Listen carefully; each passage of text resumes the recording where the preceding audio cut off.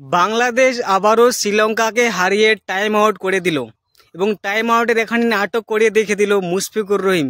আগে তো জানতাম মুশফিকুর রহিম ভালো খেলতো, ভালো খেলে, তবে মুশফিকুর রহিম এত সুন্দর অভিনয় করতে জানে সেটা জানতাম না। বাংলাদেশি প্লেয়াররা সবাই ভুলে গেল, এখানে কিন্তু মুশফিকুর রহিম ভুলেনি টাইম আউটের ইশারা, যখন শ্রীলঙ্কার প্লেয়াররা টাইম আউটের ইশারা করেছিল। তবে বাংলাদেশি প্লেয়ার এখন মুশফিকুর রহিম কিন্তু সেটা করলো এবং রিভেঞ্জ নিল। তবে আমি একটা কথা বলি, মুশফিকুর রহিম এইভাবে যে করলো, এইভাবে করার পরে কিন্তু এবার শ্রীলঙ্কার প্লেয়াররা কিন্তু জ্বলে যাবে এবং শ্রীলঙ্কার প্লেয়াররা কিন্তু এই সে দেখলো অপমান হলো, বারবার করে অপমান হচ্ছে, বারবার অপমান হওয়ার পরে কিন্তু শ্রীলঙ্কার প্লেয়াররা কখনোই ছাড়বে না।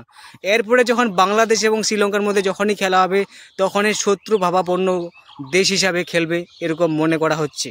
কেননা যেমন ভারত এবং পাকিস্তানের মধ্যে সবসময় কিন্তু টান টান উত্তেজনার মধ্যে থাকে এবং টান টান উত্তেজনার মধ্যে খেলা হয়, সেরকমই এখন থেকে বাংলাদেশ এবং শ্রীলঙ্কার মধ্যে এখন টান টান উত্তেজনার মধ্যে থাকবে এবং শত্রু ভাবাপন্ন মতো দেশের মতো খেলবে, সবসময় কিন্তু রিভেঞ্জ টাইপের মতো খেলবে, সবসময় রিভেঞ্জ টাইপ। এবং এটা হওয়ার পরে কিন্তু ক্রিকেট জগতে ভালো হচ্ছে কিনা সেটা জানি না, তবে আমার মনে হয় দর্শকদের জন্য এন্টারটেন করার জন্য সঠিক পদক্ষেপ এবং সঠিক কাজ করলো মুশফিকুর রহিম। এবং এটার ফলে কিন্তু দর্শকরা সবসময় আনন্দে থাকবে এবং সবসময় কিন্তু সিরিয়াস ম্যাটারভাবে থাকবে কিন্তু দেখবে। তবে আমার মনে হয় শ্রীলঙ্কাকে এরকম না করলে না হতো এবং এটার ফলে কিন্তু ক্রিকেট জগতে অনেকটা রিভেঞ্জ টাইপের শত্রু টাইপের হতে পারে। তবে দেখার বিষয় আছে বাংলাদেশকে পারবে এরপরের ম্যাচগুলো শ্রীলঙ্কাকে হারাতে এবং টাইম আউটের যে এইভাবে করলো তার বদলা নিতে শ্রীলঙ্কা।